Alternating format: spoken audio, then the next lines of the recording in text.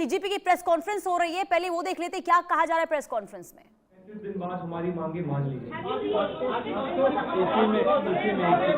इसी में एक चीज मैं ऐड करना चाहूंगा, जिन्होंने भी ऐसा एंटी सोशल एलिमेंट्स ने मीडिया के खिलाफ, लोगों के खिलाफ जिन्होंने भड़काया, जिन्होंने ये वायलेंस किया, ऐसे लोग बीजेपी के सपोर्टर नहीं है।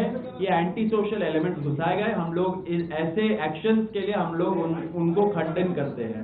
लेकिन आपके माध्यम से ये मैं जरूर कहना चाहता हूं, रिपोर्टर्स नहीं, लेकिन जो मीडिया के ओनर्स हैं एंड जो एंकर्स हैं और जो एडिटर इन चीफ्स हैं, उनको मिलके एक डिस्कशन करना चाहिए कि युवाओं के अंदर उनके खिलाफ इतना आक्रोश क्यों है।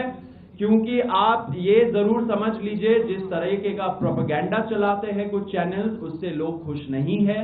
एक ना एक दिन ऐसा आएगा जब युवा ऐसे ही डिमांड लेके आगे बढ़ेगा एंड उस टाइम पे उनका भी आंसरेबिलिटी बिल्कुल जस्टिफाई नहीं होता है, बिल्कुल जस्टिफाई नहीं होता है। लेकिन उसी पॉइंट पे मैं बोल रहा हूं कि आप जो मीडिया चैनल्स के ओनर्स हैं और एंकर्स हैं, उनको समझना चाहिए कि वो कैसे अपने रिपोर्टर्स को ऐसे रिस्क जोन में भेजते हैं, ऐसे लोगों के अंदर क्यों ऐसे फीलिंग्स हैं।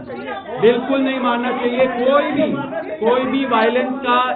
कोई भी वायलेंस का इस मूवमेंट में या कोई दूसरे मूवमेंट में और इस देश में कोई स्पेस नहीं है। ये हम लोग क्लियर कर देना चाहते हैं।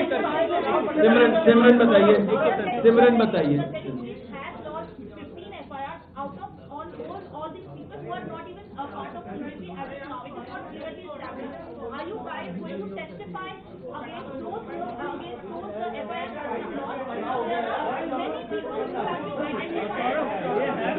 अगर हिंसा हुई है, हम लोगों ने अभी जो भी आज सरकार से अलाइनमेंट हुआ है, क्योंकि अभी तक हमारे पास एफआईआर की कोई भी कॉपी नहीं है, कोई भी एफआईआर की कोई भी कॉपी अभी तक हमें मौजूद प्रोवाइड नहीं कराई गई है। लेकिन जो सरकार से अलाइनमेंट हुआ है कि हमारी प्रोटेस्ट 20 जुलाई का इवेंट और उससे पहले के जितने भी दिन थे और पिछले कुछ दिनों में अगर किसी भी प्रोटेस्ट को लेकर अगर कोई एफआईआर लॉन्च हुई है तो उसको विड्रॉ किया जाएगा। ना सिर्फ दिल्ली पुलिस द्वारा बल्कि पूरे देश भर में अलग अलग जगहों पर भी अगर एफआईआर हुई है तो उन्हें विड्रॉ किया जाए और फ्यूचर में कोई भी ऐसी एफआईआर या कानूनी कार्रवाई प्रोटेस्टर्स या ऑर्गेनाइजर्स पर ना करी। बाकी जो डिटेल्स हैं वो एक बार अगर हमें एफआईआर की कॉपी मिलेगी, रिटर्न स्टेटमेंट सरकार से मिलेगा तो हम इस बारे में असामाजिक तत्व जिन्होंने के खिलाफ पुलिस एक्शन ले। आप दोनों से सिर्फ एक क्वेश्चन है, आप लोगों ने जैसे अभी यहाँ से कहा है कि मीडिया के साथ बदतमीजी हुई वो नहीं होनी चाहिए थी, क्या यही बात आपको जब मंच से नहीं कहना चाहिए था? I think ma'am, if I may answer this question,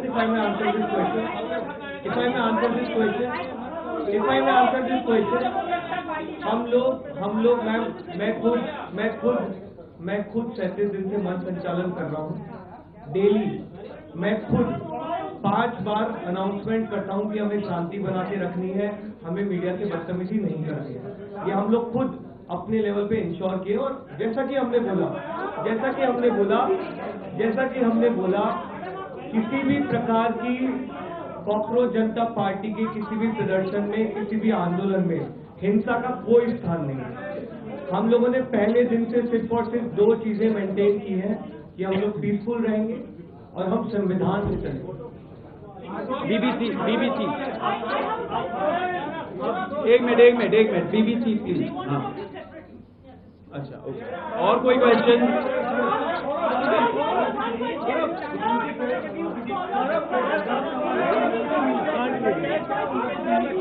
एक मिनट रुकिए, ये पूछ रहे हैं।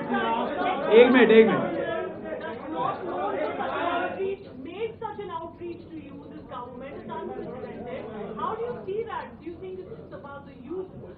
How did you react? Did you expect them to?